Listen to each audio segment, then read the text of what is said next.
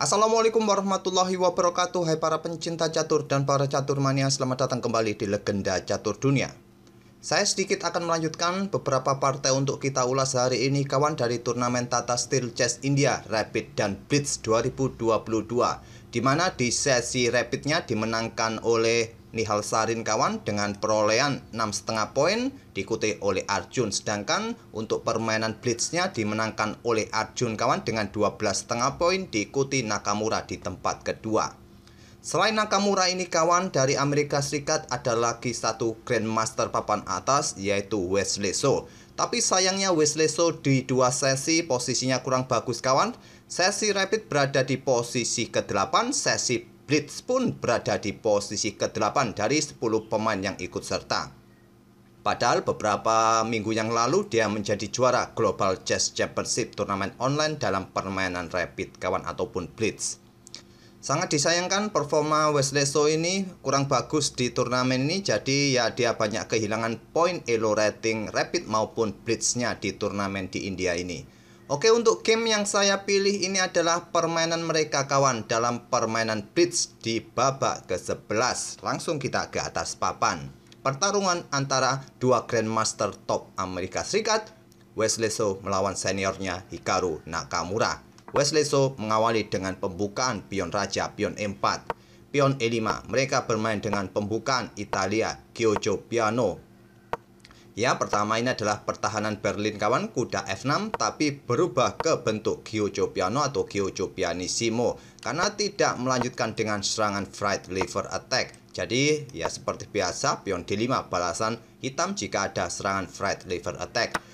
Artinya membuat langkah pengorbanan pion pusat kawan, ada yang melangkah kuda ke A5 ataupun ada juga yang membalas dengan pion B5.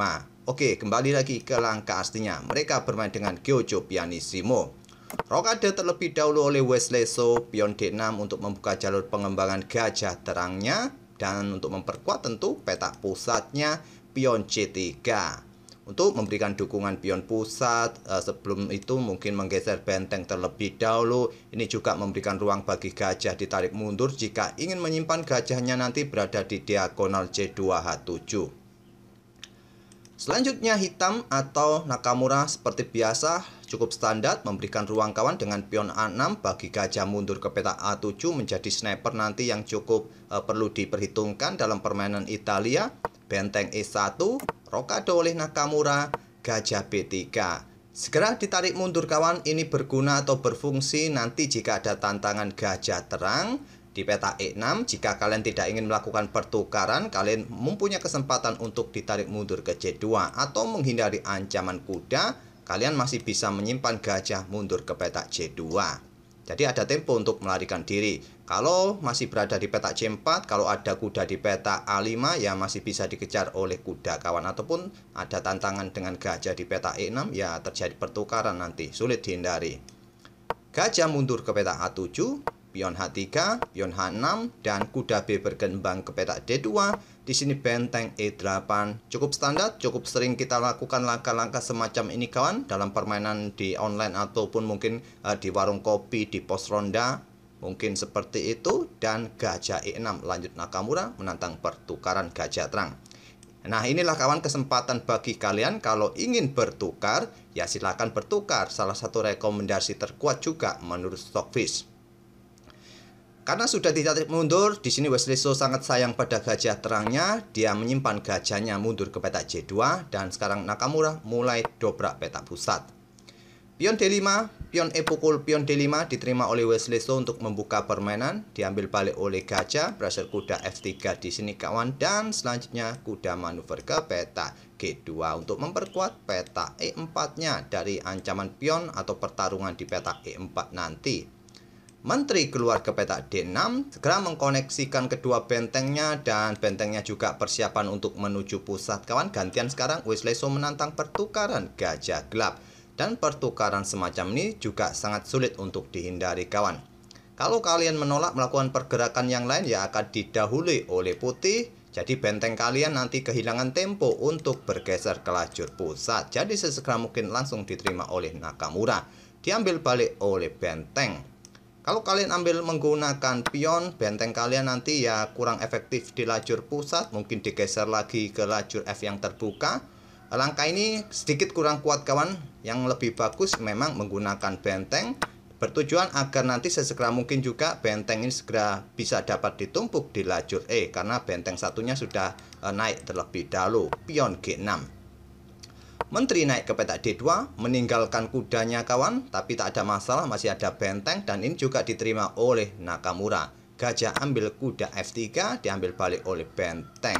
Selanjutnya pion E4 untuk menantang pertukaran, ya tidak mungkin kawan, di sini menterinya bisa tewas. Pada posisi ini tadi, Stockfish menyarankan raja ini bergerak terlebih dahulu kawan ke petak G7 untuk mengawal pionnya, karena ada discover tadi, discover attack, pion ini dalam ancaman. Selepas itu mungkin benteng E1, barulah di sini pion E4 bisa kalian lanjutkan, dan benteng F bergeser ke E3, bisa kalian lanjutkan melakukan pertukaran pion di sini. Benteng di belakang masih ada kawalan kuda, jadi tak ada masalah kawan. Kalaupun terjadi pertukaran, mungkin pion akan diambil oleh benteng putih untuk ancam menteri terlebih dahulu. Menteri cukup bergerak ke petak C5. Oke, itulah kawan variasi yang panjang ditawarkan oleh Stockfish. Terlalu panjang mungkin dalam kalkulasi permainan Blitz, tapi Super Grandmaster semacam Nakamura ini walaupun Blitz kawan, dia bisa menghitung atau mengkalkulasi sampai 10 langkah ke depan, beserta dengan cabang-cabang variasinya kawan. Pion E4 dipilih oleh Nakamura, benteng bergeser ke E3, pion E pukul D3, diambil balik oleh benteng ancam menteri. Menteri memilih mundur ke petak F8 demi menjaga pionnya kawan, karena tidak dijaga oleh rajanya. Jadi sementara menteri ini akan cukup pasif, dia kehilangan tempo berada di area penting permainan.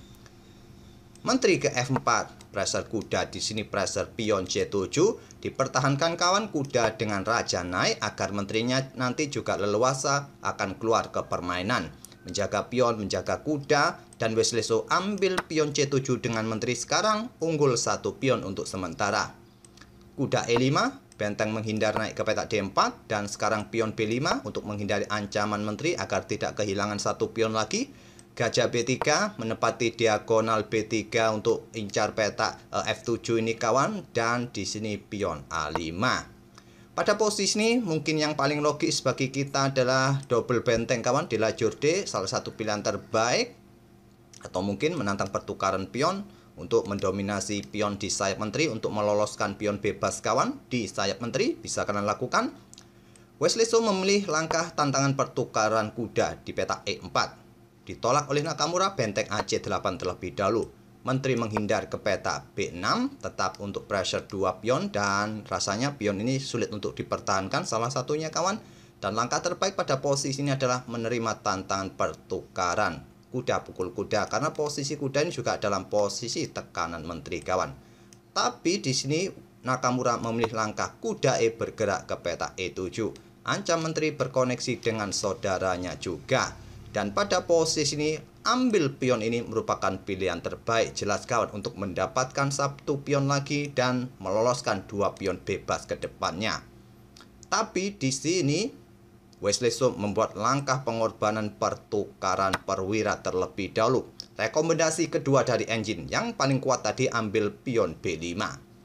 Diambil balik oleh kuda, dan inilah rencana dari Wesley So melakukan skak menteri ke petak D4. Dan nanti juga bisa menggarpu 2 benteng hitam ini. Kuda blokade di petak E5 dan kuda D6. Lanjut Wesley So, garpu kedua benteng, benteng A D8. Yang lebih kuat adalah benteng E D8 untuk menghindari tempo skak kawan untuk pukul benteng E8 tadi. Kemungkinan kelanjutannya akan tetap kawan, benteng ini akan tewas di langkah berikutnya salah satunya. Di sini benteng AD1 untuk memperkuat posisi kuda kalau diserang lagi di sini kawan. Kalau Stockfish juga menyarankan benteng naik ke C6 ataupun menteri langsung melakukan pertukaran ambil kuda ini. Dan nanti komposisinya benteng plus gajah versus benteng plus kuda. Kita lanjutkan saja benteng C6. Di sini pengorbanannya kawan, komposisinya akan jadi seperti ini. Tapi memilih benteng C D8, kuda ambil benteng E8 tempo skak, Menteri ambil balik kuda. Di sini gajah D5, blokade ancaman dari benteng hitam, pion G5, lanjut Nagamura. Benteng D1 lanjut Wesley So. Menteri naik ke petak E7 kawan untuk kawal petak-petak gelap ini, dan bagusnya sih bergerak ke sini Menteri Putih untuk tetap memberikan tekanan dua pion hitam ini kawan untuk menyegerakan meloloskan beberapa pion-pion sayap Menteri. Tapi membuat langkah blunder pion F4 dan tentu saja diterima. Memang tujuannya untuk merusak bangunan pion hitam untuk membuka posisi Raja Hitam, tapi langkah pion F4 tadi adalah langkah blunder. Setelah diambil balik oleh pion G, harusnya kawan tak perlu diambil, tapi Wesley So mengambil pion ini, langkah blunder. Tak perlu ambil, Raja bergeser kawan untuk menghindari diagonal gelap ini yang bisa dimanfaatkan oleh Menteri Hitam, ataupun juga bisa melakukan pergerakan pion B3 untuk menahan diri. Menteri tetap berada menjaga diagonal gelap ini kawan. Tapi Wesley So ambil balik pion F4, dimanfaatkan Nagamura. Menteri C5 skak. Gajah tewas kawan kalau raja bergerak dan hitam akan menang. Wesley So blokade dengan Menteri D4 dan Nagamura melanjutkan ambil gajah dengan benteng. Di posisi langkah ke-35 ini Wesley So menyerah.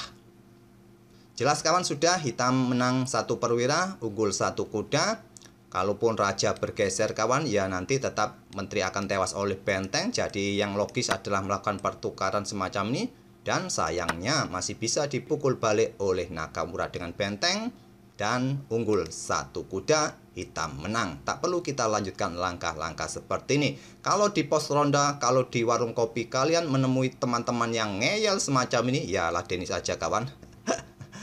Oke, tapi saya rasa kalau Pak RT yang posisinya hanya punya benteng semacam ini, ya dia pasti akan menyerah. Tak mungkin seorang Pak RT akan tetap ngeyel melawan kalian dengan melawan benteng plus kuda. Oke, itulah kawan salah satu pertarungan dua Grandmaster top Amerika di turnamen Tata Steel Chess India Rapid dan Blitz di sesi Blitz babak 11.